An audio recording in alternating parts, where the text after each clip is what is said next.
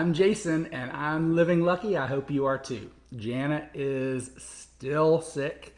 Yesterday was a busy day for me and a very tough day for Jana. Thank you so much for all your concern and prayers and thoughts and text and comments about her feeling better. It helped, obviously.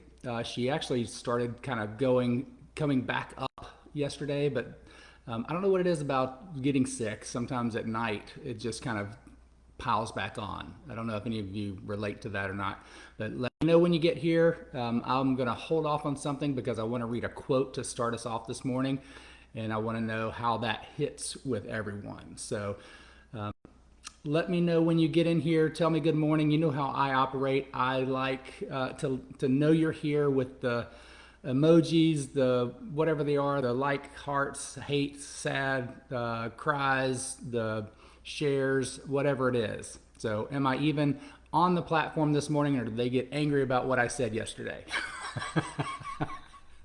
It happens, right? Good morning, Julyn. Hey, Sheila. I'm glad you are here. So I'm going to get right to it then, since I know that our regulars and our true blues are with us.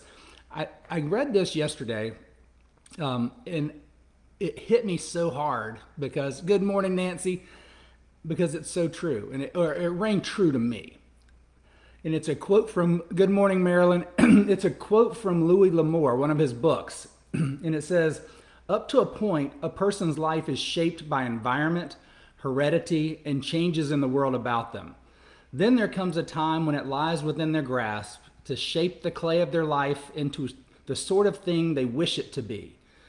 Only the weak blame their parents, their race, their times, lack of good fortune, or the quirks of fate. Everyone has the power to say, this I am today, that I shall be tomorrow.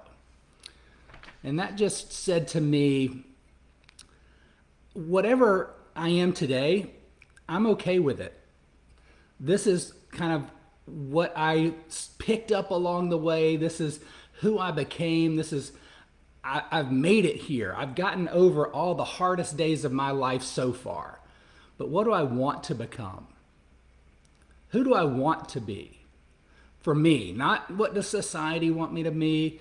What do I think the world wants of me? But what do I want? What do I need in my soul? And I get to choose that. I get to say at any point in my life that I'm not happy, I'm not satisfied, I'm not content with exactly what's going on with any given situation, and I get to choose what I want tomorrow and set a clear picture of that and then start building towards it.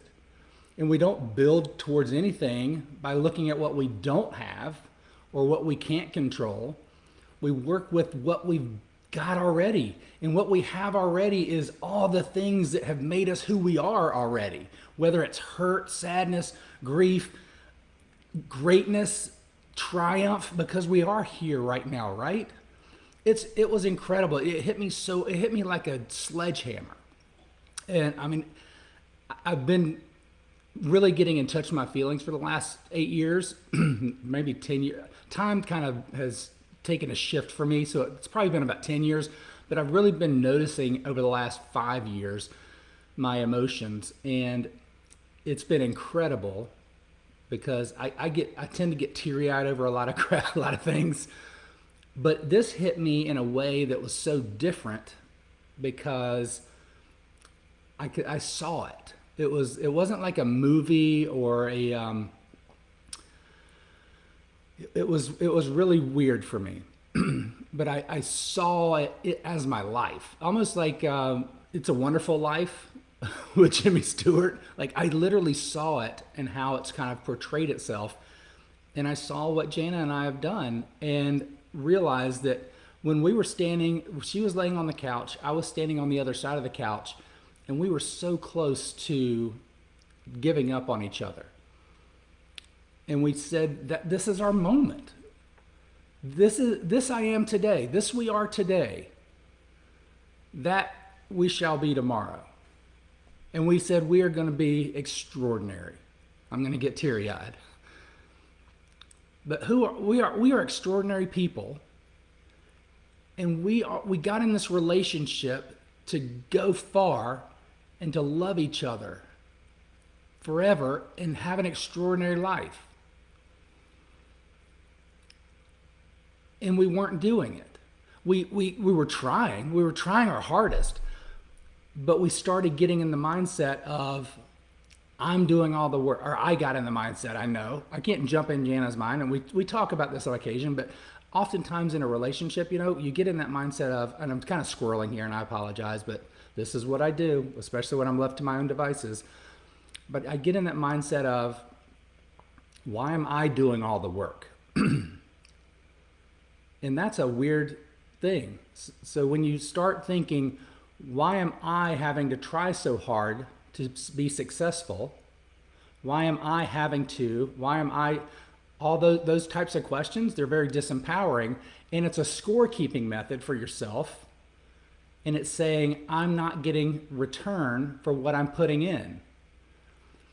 Well, especially in a partnership, when you know that you both have the same, you're playing on the same field, you're going towards the same end zone, you just forget that you're both going towards the same end zone. And the other person's probably thinking the same thing. And that's what I wasn't acknowledging.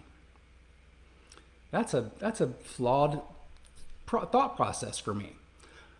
But what I found in talking to a lot of the people that I coach and talk with, even though I'm not a relationship coach, that's a common thread in arguments. We forget that we're going to the same place. We just aren't communicating well together. That's all. We're not being open about our feelings and our emotions and what we really want. And then we're not also telling each other what we really want, because we're trying to save the other person's feelings. And I think Jana talked about this last week a little bit, but when we get super clear about what we want, and then what we want as a couple, or what we want as a team, what we want as an office, what we want as a business, what our real goals and objectives are, what our whole business model is, as a family, as a relationship, as a company, and we're clear about that, and everyone can see it, visualize it. It doesn't matter where you are today. The people in that same relationship, that same business, that same household can decide where they're going, get on the same field, play the same game, and go in that direction. It's just about the communication. So this quote just hit me so hard. It's not about blaming anything. It's not about only the weak have excuses, really. Everyone has the power to say, this I am today, that I shall be tomorrow. If that, give me some type of emoji. I thought I lost the chat. There's some people. Hey, Lori. Hey, David. Patrick. Marilyn. Let me know. Does that hit anyone? Can anybody relate to that? Has anyone had those feelings of, why am I doing all the work?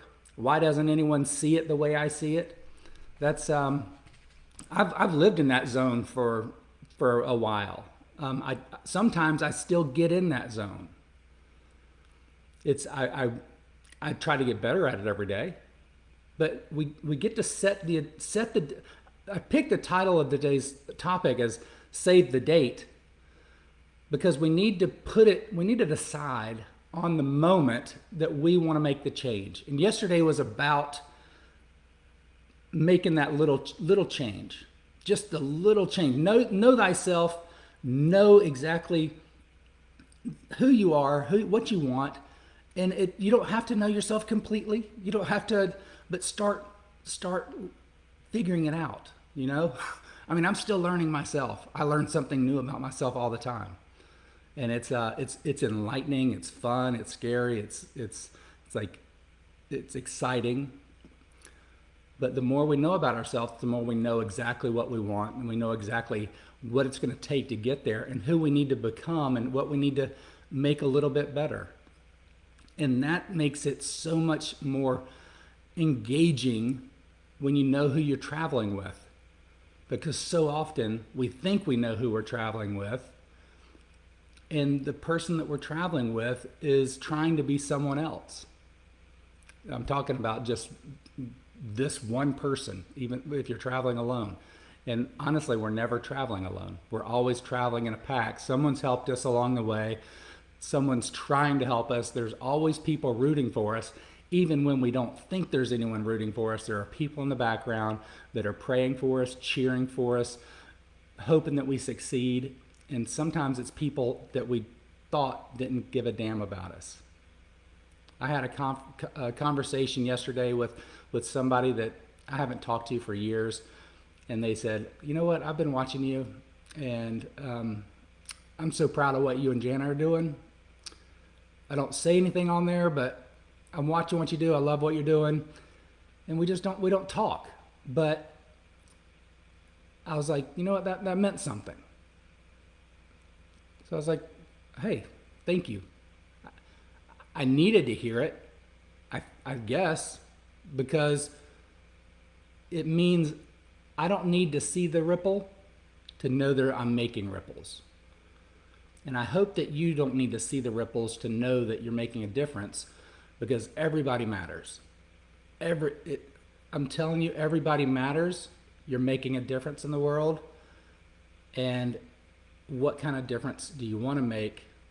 You can make a difference for yourself by deciding who you want to be and just doing it. I love you guys so much. I feel like I preached today, and I hope it was okay. I hope it wasn't offensive, but I want you to live the best life that you possibly can, and I want you to be, when you get to the end of it, or when you get to that point where you're like, I'm so happy with my life, I'm excited that I had a chance to be on this planet and share it with the people I was around and be a part of the Living Lucky group. I want you to be like, I had the best experience possible, and I want to rejoice with you in heaven, or I hope that's where I'm planning on being. But I want to rejoice with you at the end of all this, and be like, yes, we did it. We lived well. So thank you so much. Keep living lucky. Save the date and show up for yourself. Let's show up for each other, and thank you for showing up for me, because I need the support. And I love you guys. All right, we'll see you in the morning. I'm going to keep nursing Jana. I've got a couple of appointments today, but other than that, it's all J&J time, and I'm going to love her up. Thanks so much, guys.